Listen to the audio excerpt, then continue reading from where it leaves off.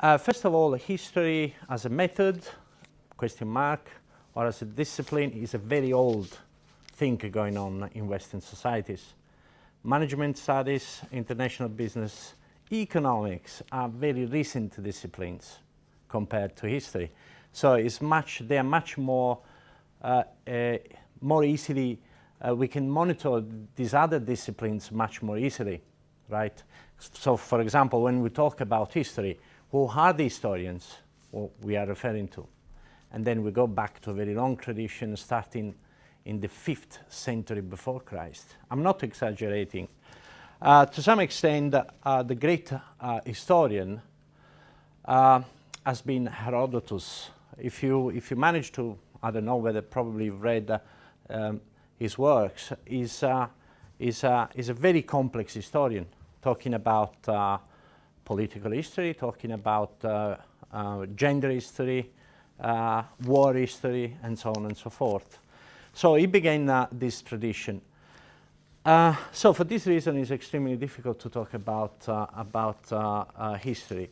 To some extent, I would talk, this is the most important point I would like to make here today, which to some extent I think if I've not misunderstood Jeff's contribution, is that history to some extent is a method more than a discipline, or an autonomous, yes, it's more a method, a way of approaching problems, of approaching the study of a society more than a discipline. So it could be easily taken by other disciplines as a method.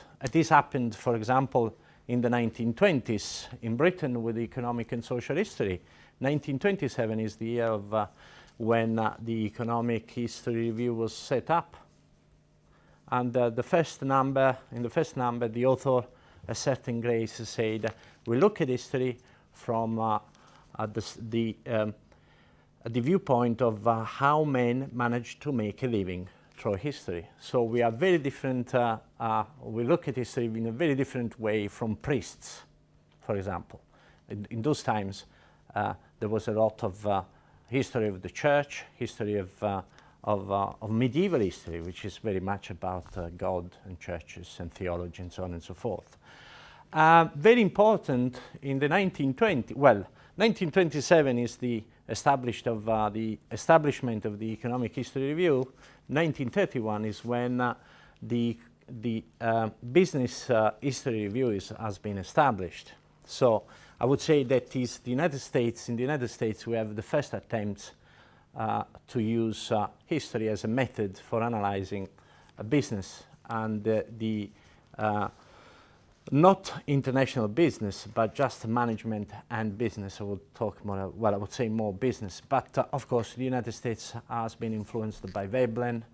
In this period, there was a very different approach with, I would say, Europe. So Europe, Britain in particular, was much slower to take up the suggestion to use history in business studies. This was from the 1950s, if I'm not wrong.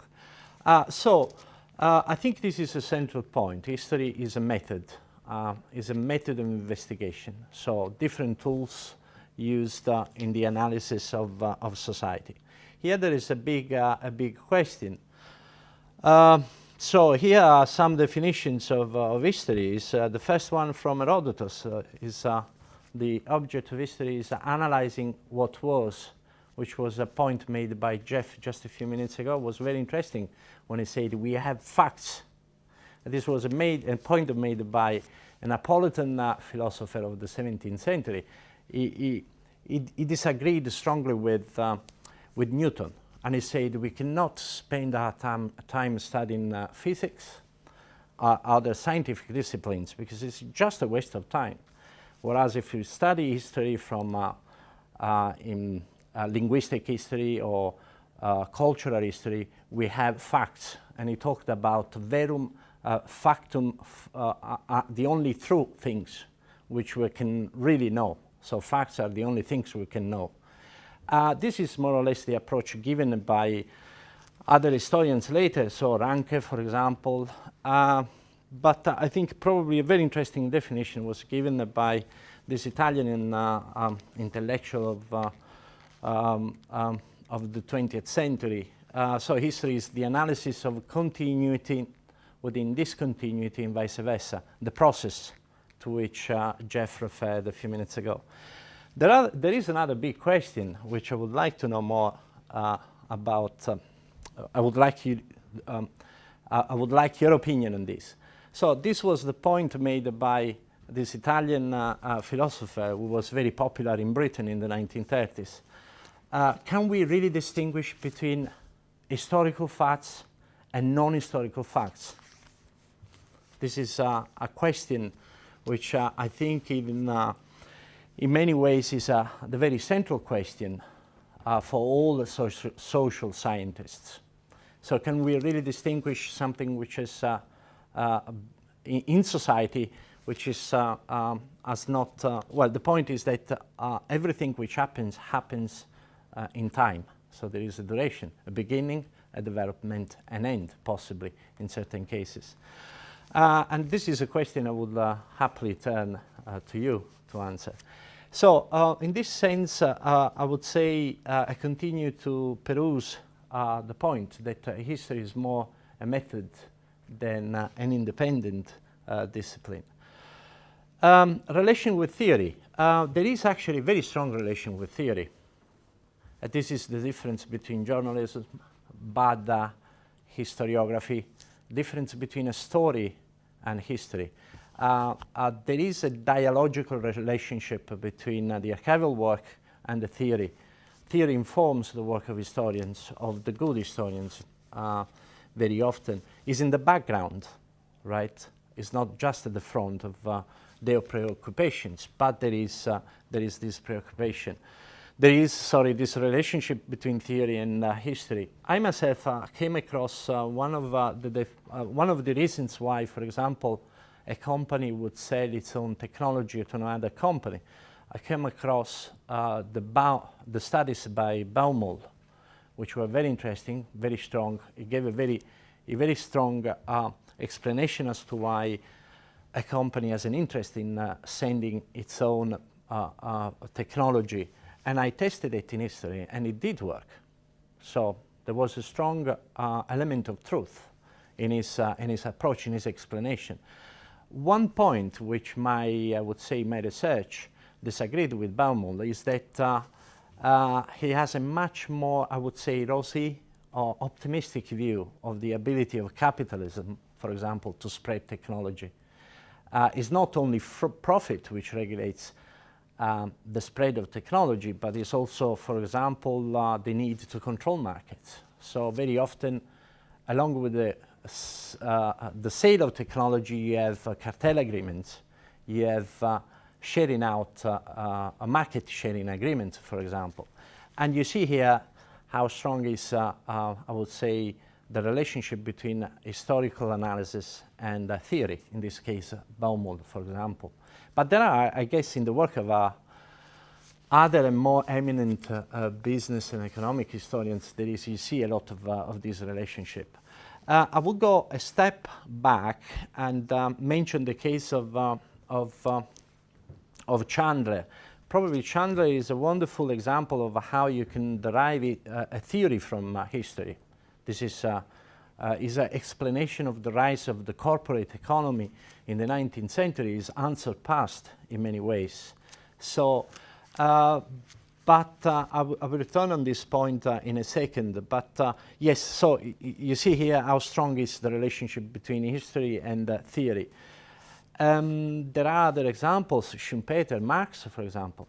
So the Capital is an historical analysis of the evolution of the British economy.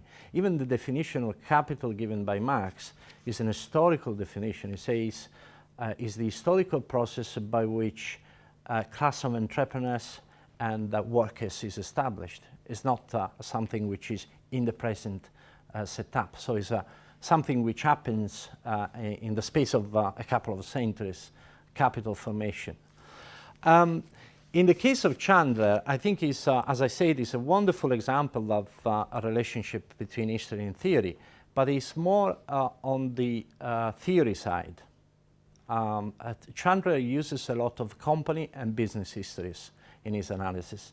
So he uses the work of people who've been in archives and have written a coherent history, right? I think this brings me, I guess, to the final point, or probably one of the final points, which is that the image of the luthier is a very, very old one made by the French historian Marc Bloch. Marc Bloch set up, along with Lefebvre, Les Annales économiques et sociales, where basically was a periodical in economic and social history established in the late 1920s and became very, very influential later in the 1930s and 40s, at least in continental Europe.